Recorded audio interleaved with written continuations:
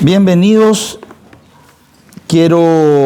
Hoy vamos a continuar con respecto a el infantilismo, que es cuando el autor de la carta a los Hebreos estaba apuntando a ese mal en la vida de cristianos de aquel tiempo que se estancaron en su crecimiento al punto que él le compara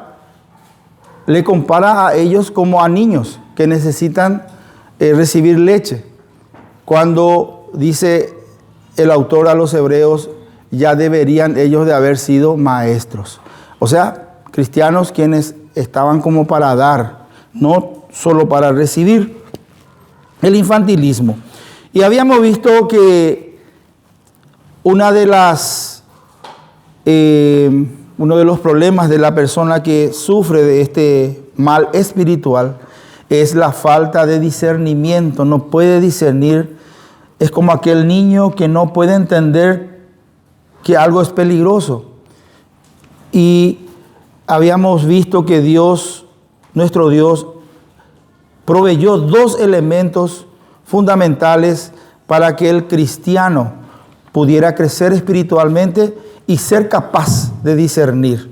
El primero era la palabra de Dios. ¿Se acuerdan? Que ya desarrollamos todo. La palabra de Dios. Y el segundo desarrollamos el domingo que me tocó y era la disciplina correctiva que nuestro Dios hace. Y podemos leer, por favor, Hebreos capítulo 12. Vamos a leer todo ese trecho desde el versículo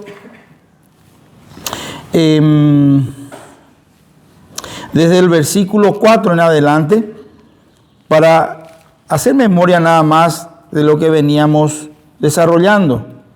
Dice: porque aún no habéis resistido hasta la sangre combatiendo contra el pecado, y habéis ya olvidado la exhortación que como a hijos se os dirige, diciendo: Hijo mío, no menosprecies la disciplina del Señor, ni desmayes cuando eres reprendido por Él, porque el Señor al que ama disciplina y azota a todo el que recibe por hijo.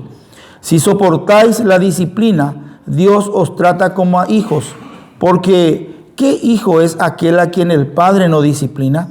Pero si se os deja sin disciplina, de la cual todos los hijos de Dios han sido participantes, entonces sois bastardos y no hijos. Y eso es grave, es una situación muy grave.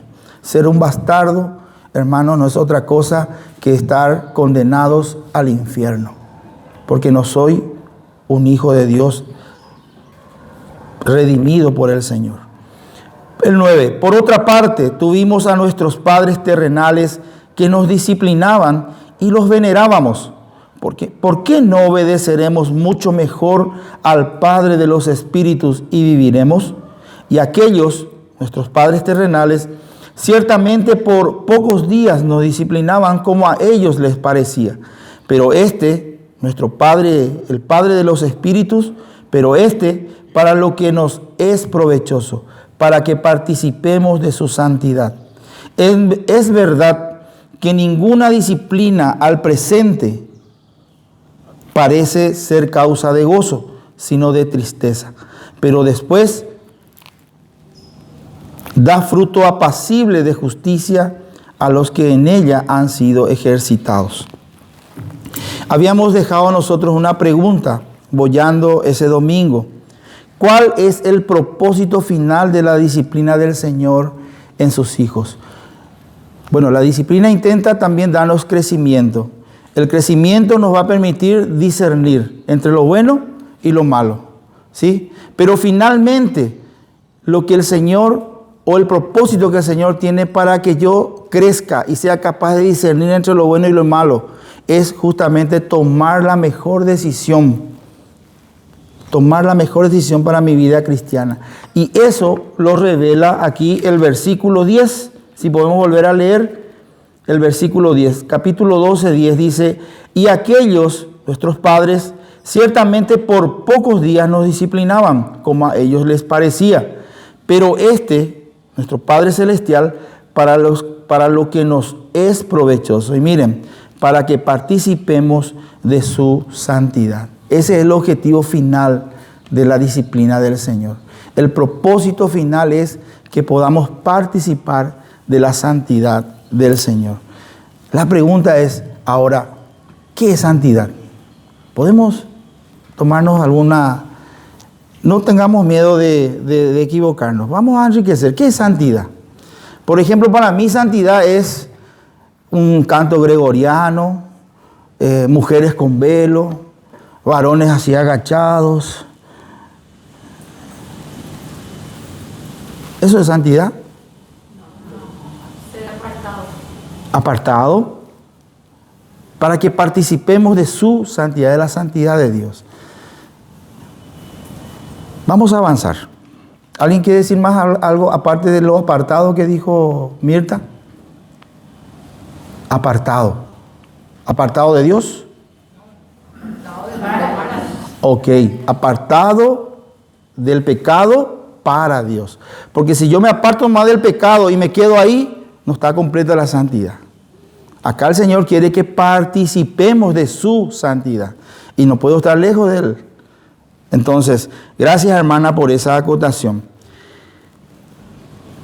Para poder, quiero avanzar en esto. Hebreos capítulo 12, verso 14, miren lo que dice ahí, hermanos. Para diferenciar más la santidad que vamos a aquí considerar que Dios quiere que participemos de ello. Dice, seguid la paz con todos y la santidad sin la cual nadie verá al Señor. Es un poco radical, es radical, bro. Sin santidad, podemos decir ahí, nadie verá a Dios. Uno tiene que ser santo, limpio. Por eso esa canción decía que nadie está con Él, ¿verdad, hermano? Así decía el himno. Él es santo, santo, santo y nadie. Él es solo. El único que por la eternidad está con Él es Cristo y el Espíritu Santo, porque son ellos uno. Y son de la misma esencia de santidad. Nada puede estar en la presencia del Dios santo, santo, santo, sino es también santo. Por eso dice aquí que sin santidad nadie verá a Dios. Y ese problema fue resuelto en Cristo. Si vamos a 1 Corintios, capítulo 1, versículo 30. Miren lo que es Cristo para el hombre pecador, sucio y miserable, muerto en sus delitos y pecados. Miren lo que es Cristo para el pecador arrepentido que ha creído en Él, el pecador, y dije algunas características: miserable, muerto en sus delitos y pecados, sucio. Dice Isaías que desde la coronilla de la cabeza hasta la palma de nuestros pies somos como podredumbre delante de Dios por su santidad. Y miren lo que Cristo hizo con nosotros. Él llevó nuestras enfermedades. En sus heridas fuimos nosotros sanados de esa podredumbre. Y aquí dice 1 Corintios 1:30 más: por Él estáis vosotros en Cristo Jesús, el cual nos ha sido hecho por Dios sabiduría, justificación, santificación y redención. Cristo es la santificación que vos y yo jamás podremos tener por nuestras propias fuerzas, y que ha venido a suplir esta necesidad de que sin santidad nadie verá a Dios. Cristo es la santidad que nos permite hoy entrar en la presencia de Dios cara a cara y un día estar con Dios por la eternidad. ¿Se entiende? Esa es la santidad, hermanos, que por gracia es un regalo que hemos recibido. Por eso la Biblia nos llama santos a nosotros. Nos llama santos porque al arrepentirnos y creer en el Señor Jesucristo y su obra redentora, la sangre del Señor nos ha limpiado. Y Él es para nosotros, delante del Señor, la santidad que nos permite y nos va a permitir eternamente estar con Él.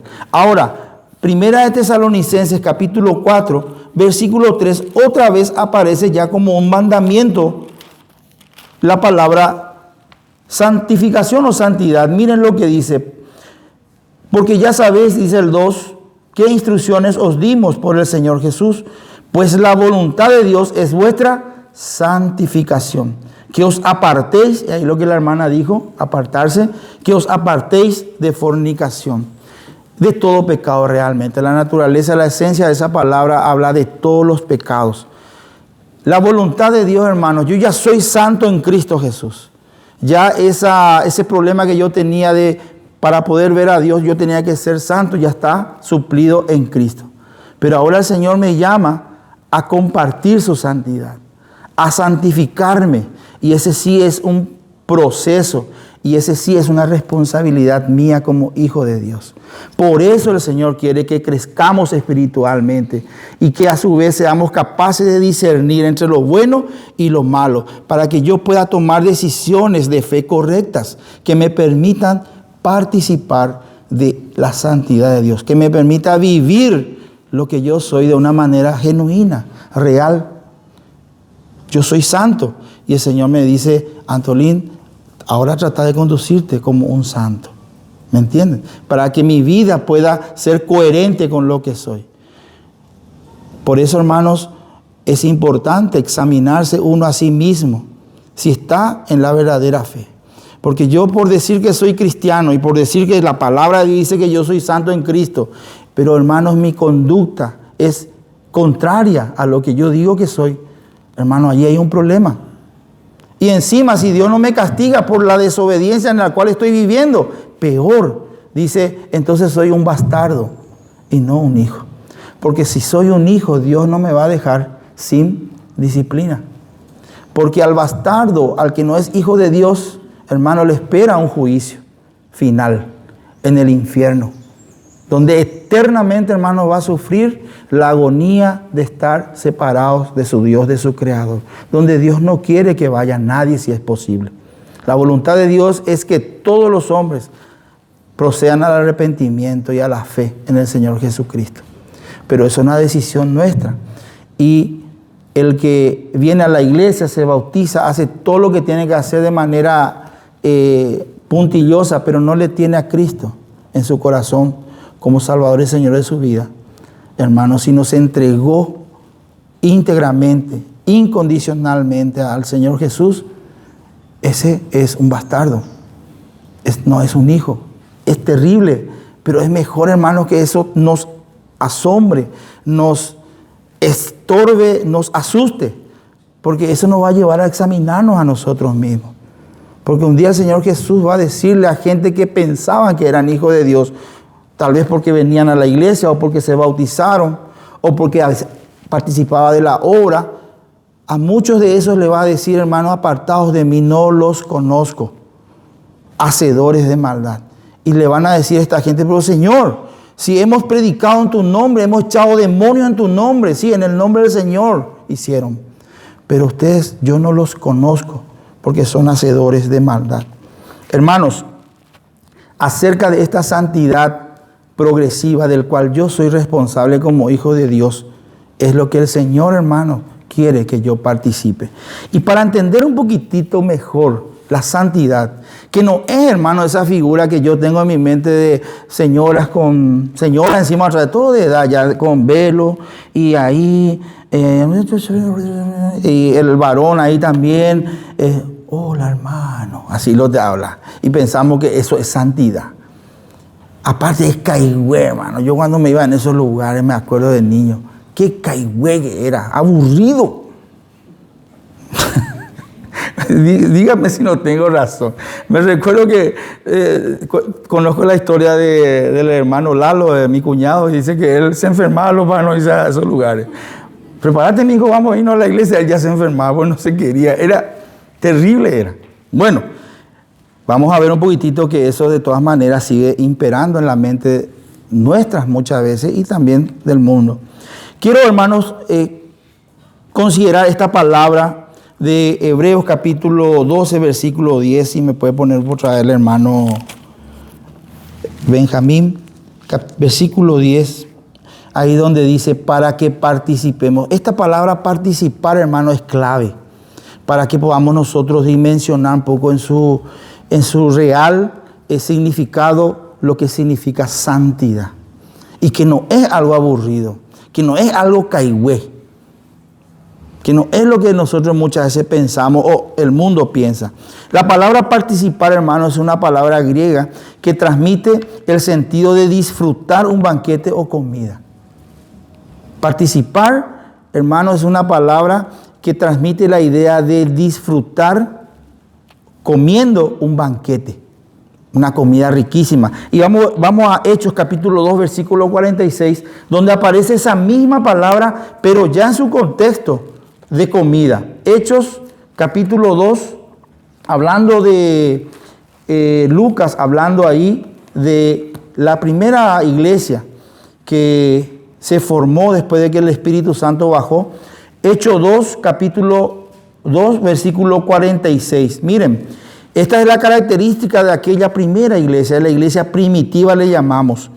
Y perseverando unánimes cada día en el templo y partiendo el pan en las casas, comían juntos con alegría y sencillez de corazón. La palabra comían juntos es la misma palabra que aquí nosotros leímos recién, participar de su santidad.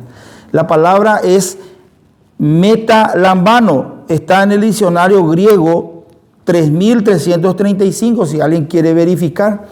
Esta misma palabra, hermanos, aparece aquí, pero ya utilizado en el contexto de que se sentaban, dice, y comían juntos, participaban de esa comida con alegría. Hay traducciones que dice con generosidad y hay otras traducciones que hablan, hermanos, también de sencillez de corazón, con humildad. Miren, hermano, el cuadro hermoso que presenta. El otro día se me invitó, hermanos, a comer un asadito a la noche. Qué feliz me puse, hermano, me fui. Ese es lo que transmite aquí, participar de su santidad, participar de un banquete, hermano. Para mí el banquete es el asado, ¿verdad? Por eso me hallé demasiado. Hasta ahí no valía así porque les voy a causar agua en la boca. Porque lo que me sigue. No, hasta ahí no.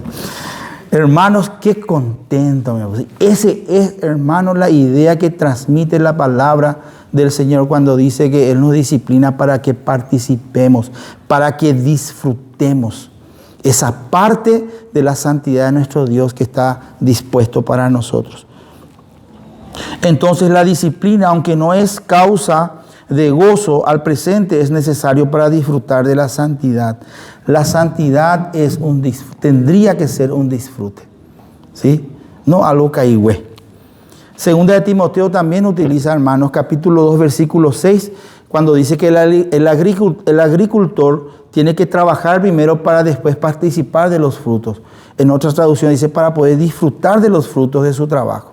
El agricultor tiene que trabajar primero para poder participar de sus frutos. ¿Se dan cuenta? Ese participar es disfrutar del fruto de su trabajo, sea lo que fuere.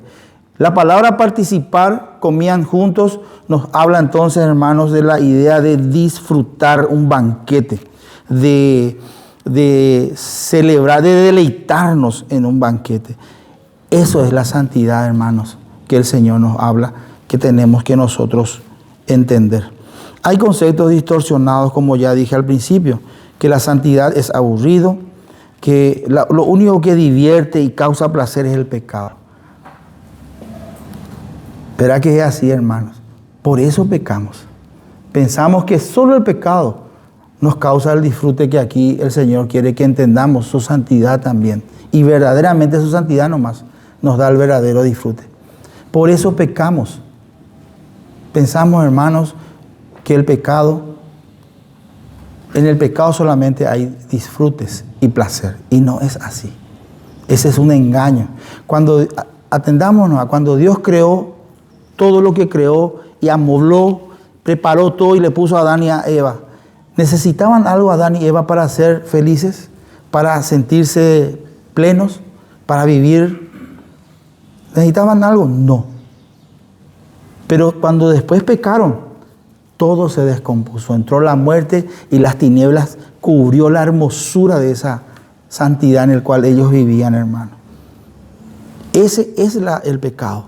El pecado sigue, hermanos, descomponiendo nuestra vida y cubriendo con las tinieblas lo que tendría que brillar como un deleite. Usted, hermano, está creyente, chata, Oña amargada, oico amargado. No tiene gozo, no tiene paz, no tengo paz ni gozo. Porque el pecado, hermano, está haciendo eso en mi vida. Ese es lo que hace que el ser humano esté miserablemente, hermanos. Vos estás en un estado miserable, yo estoy en un estado miserable por causa de mis pecados. Y no hay otra. Dios le hizo al hombre perfecto, dice. Pero el hombre se encargó con su desobediencia de descomponerlo todo. Eso sigue haciendo el pecado en tu vida y en mi vida, querido hermano. Aunque seamos hijos de Dios, el pecado sigue haciendo su obra maléfica en nuestras vidas. La santidad es aburrido. Pensamos que la diversión y el placer solamente hay en el pecado. Y tal vez no compartan conmigo, pero lo hacen y lo hacemos todos. Todos estamos buscando placeres y diversiones cuando pecamos. Todos estamos buscando satisfacer nuestra carne. Aunque eso signifique ofenderle a nuestro Dios. Aunque eso signifique serle desleal a nuestro Dios. La santidad muchas veces pensamos que es como el quirófano. Dice que el quirófano, hermano, está súper, ¿cómo se dice? Desinfectado. Lleno de luz. Vos mirá ahí. Espectacular. Pero yo por lo menos no quiero entrar en el quirófano. Nadie quiere entrar en el quirófano. Así es para nosotros la santidad muchas veces. Sabemos que es bueno, acá estamos escuchando que es deleitoso, que es un disfrute, pero muchas veces, hermanos, no estamos viviendo en santidad. ¿Por qué no estamos viviendo en santidad? Entonces eso tenemos que considerar. Lo que la Biblia dice de la santidad. Salmos 29, versículo 2. Miren lo que dice el Salmos 29, 2. Dad a Jehová la gloria debida a su nombre. Adorad a Jehová en la hermosura de la santidad. Esa palabra hermosura, hermanos, habla de algo que decora. Habla de una decoración que hermosea algo.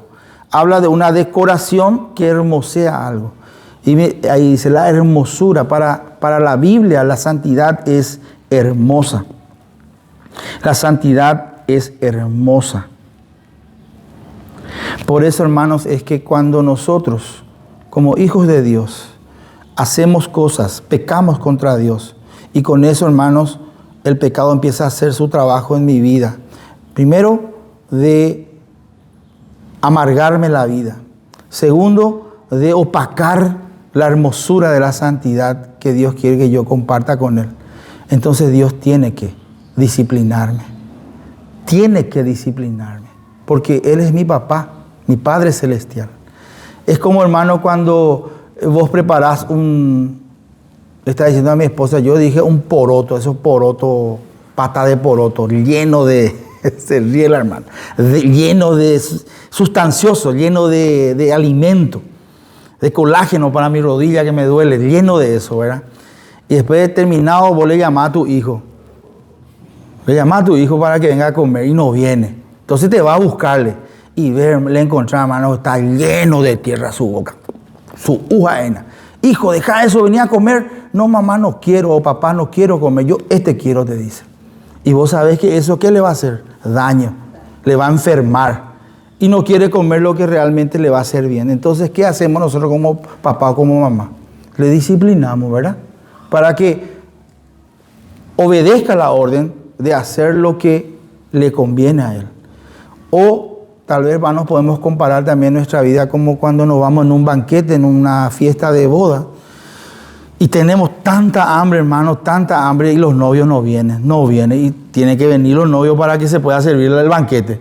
Y después aparece un amigo ahí y te dice, me dice, acá tengo un pan. Ya una cuaya, pues, ya le digo. Y veo que el pan está duro y está mohoso.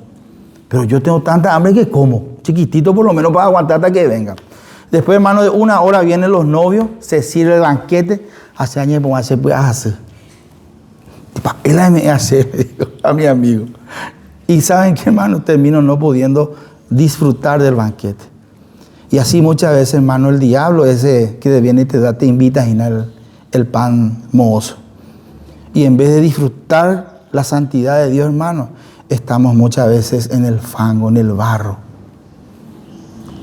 Sufriendo ahí, hermano, como dice Kemil Yambay, 1/4, pudiendo haber gozado 1 kilo. Pero tomamos malas decisiones. Entonces, hermanos, por eso el Señor muchas veces nos disciplina. Porque Él sabe, hermano, que su santidad es un disfrute que Él preparó para vos y para mí. Solo que nosotros, el diablo se encargó de distorsionar la idea de la santidad. Y nuestra carne, hermano, no quiere la santidad.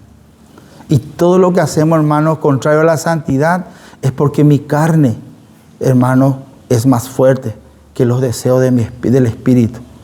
Entonces todo pasa por un crecimiento, por una falta de crecimiento espiritual. Por ejemplo, hermano, ¿qué estás haciendo vos pecando contra Dios? ¿Por qué decir no puedo dejar de pecar? ¿Por qué, hermano, estás como ese chancho en el barro, ensuciándote en el pecado, haciéndote daño, dañándote, al punto de no permitirte disfrutar de la santidad del Señor, que es todo un disfrute? Quiero ir terminando, hermanos, si podemos leer Zacarías capítulo 8, versículo 1 al 5. Este es un profeta menor que el Señor utilizó después ya de que Judá vino de Babilonia. Ubiquemos en nuestra mente Jeremías cuando habla, Nabucodonosor está llevando cautivo a toda Judá a Babilonia como esclavos. Sufrieron muchísimo esta gente. Después de venir de Babilonia, Zacarías es utilizado por el Señor para despertar un poco en los judíos esa necesidad de volver a terminar el templo que se había destruido y había destruido Nabucodonosor. Pero yo quiero nomás ir a esta promesa, hermanos, y quiero enfatizar el concepto de santidad. No quiero entrar mucho en esto porque esto es realmente algo muy, muy profundo. Pero si podemos prestar atención al concepto de esa santidad que transmite esta profecía a través de Zacarías, el profeta. Capítulo 8, versículos 1 al 5. Si pueden leer conmigo, por favor, dice: vino a mí palabra de Jehová de los ejércitos diciendo: así ha dicho Jehová de los ejércitos, celé a Sión con gran celo y con gran ira la celé. Está hablando de lo que había hecho con estas dos tribus, Judá y Benjamín, y Jerusalén específicamente. Así dice Jehová, versículo 3: yo he restaurado a Sión y moraré en medio de Jerusalén, y Jerusalén se llamará ciudad de la verdad, y el monte de Jehová de los ejércitos, monte de santidad. Así ha dicho Jehová de los ejércitos: aún han de morar ancianos y ancianas en las calles de Jerusalén, cada cual con borbón en su mano por la multitud de los días. Y las calles de la ciudad estarán llenas de muchachos y muchachas que jugarán en ella. En primer lugar, hermanos, Dios ve como algo hecho ya, cuando dice aquí en tiempo presente: yo he restaurado a Sión. En tiempo pasado sigue: yo he restaurado. Y Jerusalén está un desastre todavía. Pero Él ya ve como algo presente, porque Dios no tiene tiempo. Y lo que Dios ha decretado, eso va a ser. Es como algo hecho. Por eso que la fe tiene que ir también acorde a lo que nuestro Dios es. La fe es permitirnos ver lo que no es como si fuera que ya es. Y hermano, aquí Él, hablando de esa restauración de Jerusalén, dice de que Él va a morar en medio de Jerusalén. Y como que Él va a estar en medio de Jerusalén, esos dos atributos que encontramos ahí, que es solamente de Dios, ya están en Jerusalén: verdad y santidad. Y miren lo que dice: y llamarán ciudad de la verdad, porque Dios, el Dios verdadero y eterno, está ahí. Y el monte de Jehová, el monte de Sión, ahí donde estaba el templo de Salomón, será llamado monte de santidad. Ahora mi pregunta, hermano, cuando hay una crisis en un país o en una familia donde hay abuelos y niños, hay una crisis, ¿quiénes son los que primero sufren? Los niños y los ancianos. Son los primeros. En una guerra civil, los que primero sufren son los niños que pierden a sus padres y quedan huérfanos, y los ancianos que no tienen quien les ampare porque ya quedaron solos.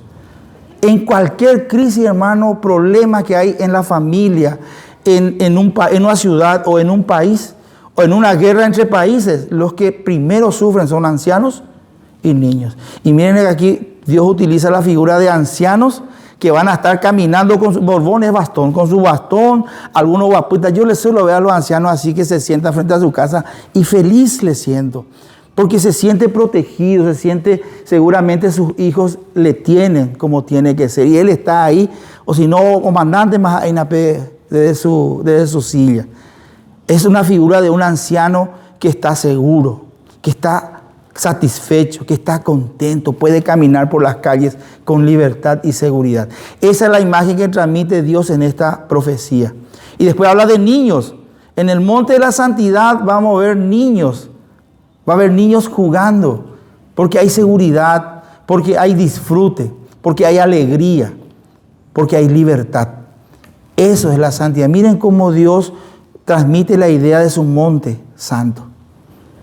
La santidad, hermanos, es algo que nosotros deberíamos de disfrutarla. Pero para eso tenemos que apartarnos de nuestros pecados. Empezar, hermanos, a examinar nuestras vidas. Y apartarnos de nuestros pecados, de nuestras rebeldías, de nuestras desobediencias. Y empezar, hermanos, a acercarnos más a Dios a través de su palabra, a través de la oración, a través de la obediencia. Porque allí, hermano, hay santidad. Cuanto más Cristo, aquí el autor de Hebreos, hermano, le presenta a Cristo como superlativo, como el mayor sobre todo. No hay nada. Era mayor que los mensajeros anteriores, mayor que los ángeles, mayor que Moisés que dio la ley, mayor, hermanos, que el pacto viejo. El pacto que en la sangre de Jesús se estableció es mejor que el anterior. Él es el todo, hermanos. Él es nuestra santidad. Y lo mejor está preparado para nosotros en compartir su santidad. Pero para eso vos y yo tenemos que entender que en su santidad hay libertad, hay disfrute, verdadero placer, hay seguridad, hay luz, no hay tinieblas. Y cuando yo estoy decidiendo pecar, hermanos, estoy trayendo las tinieblas a mi vida, que opacan esa hermosura de la santidad, la cual el Señor quiere que vos y yo compartamos. Para eso, hermanos, nos dio su palabra. Para eso muchas veces tiene que disciplinarnos. Tal vez estás en medio de una disciplina. Tal vez estoy sufriendo en este tiempo un tiempo de aflicción, de quebrantamiento, doloroso. Pero recordemos, hermanos, que Dios jamás va a permitir una aflicción en tu vida que no lo necesitemos. Ni siquiera estamos hablando de merecimiento, estamos hablando de necesidad. Muchas veces Dios aplica la disciplina y la aflicción porque lo estoy necesitando, para poder disfrutar esta santidad, esta libertad, esta alegría, este banquete, hermano, que es para nosotros su santidad. Entonces, hermanos, dice Hebreos capítulo 12, versículo 11, para dar cierre a nuestro compartir de hoy, 12:11. Es verdad que ninguna disciplina al presente parece ser causa de gozo, sino de tristeza. Ninguna disciplina al presente. Tal vez, hermano, tu presente y mi presente hoy es triste. Estoy llorando, estoy enfermo, perdí el trabajo, Dios está permitiendo mi presente.